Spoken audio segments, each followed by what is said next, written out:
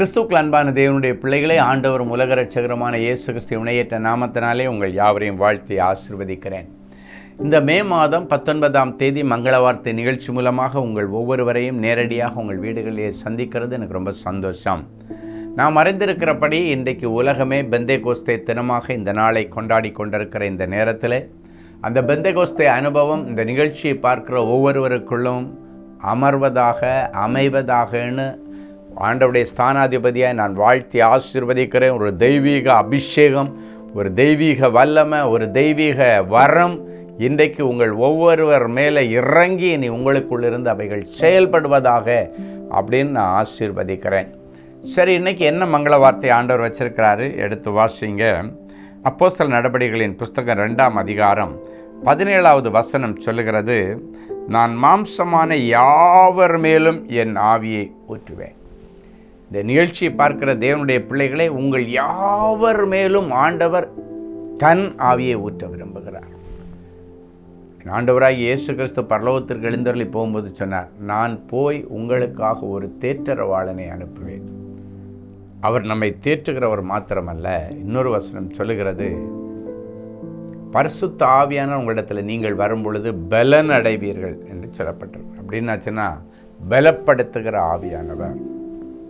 இன்னைக்கு சோர்ந்து போயிருக்கிறவங்கள ஆண்டவர் பலப்படுத்துகிறார், ஸ்ட்ரெங்தன் பண்ணுறார். சரீர பிரகாரமாக சோர்ந்து போனவங்களுக்கு சரீர பிரகாரமாக ஒரு பலன்.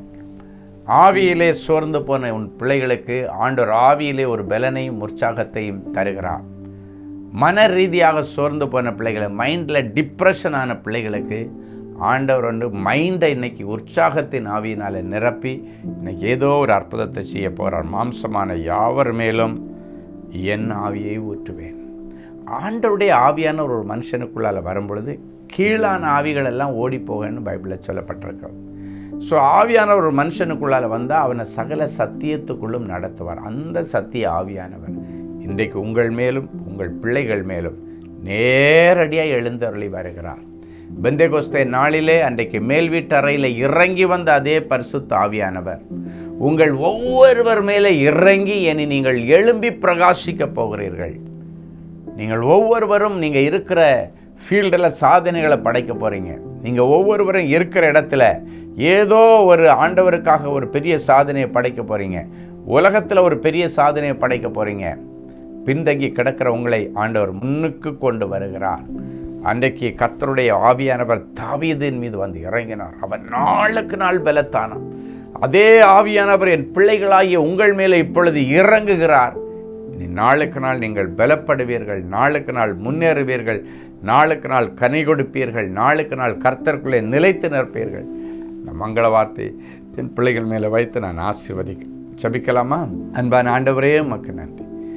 மாம்சமான யாவர் மேலும் என் ஆவியை ஊற்றுவேன் என்று சொன்னேன். இந்த நிகழ்ச்சியை பார்க்கிற ஒவ்வொரு பிள்ளைகள் மேலும் இவர்கள் விரும்பினாலும் சரி விரும்பாவிட்டாலும் சரி ஆவியை ஊற்றுகிறதற்காய் ஸ்தோத்திரம், அபிஷேகத்தை ஊற்றுகிறதற்காய் ஸ்தோத்திரம், ஞானத்தை ஊற்றுகிறதற்காய் ஸ்தோத்திரம். இவர்கள் ஒவ்வொருவரையும் ஆண்டவர் வருகிற நாட்களில் பெரிய சாதனையாளர்களாய் கொண்டு வருவீராக. ஆவியானவர்களை சத்தியத்துக்குள்ளே நடத்துவீராக. ஆவியானவர் என் பிள்ளைகளை விடுதலையாக்கி நடத்துவீராக. ஆவியானவர் எங்கேயோ அங்கே விடுதலை உண்டு என்று சொன்னீர்.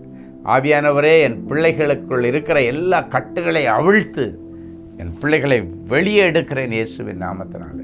என் பிள்ளைகளை விடுதலையாக்கி ஜெபிக்கிறேன்.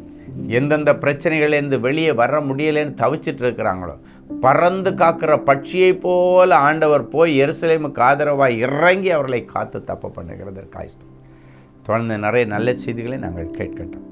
இயேசுவின் மூலம் பிதாவே.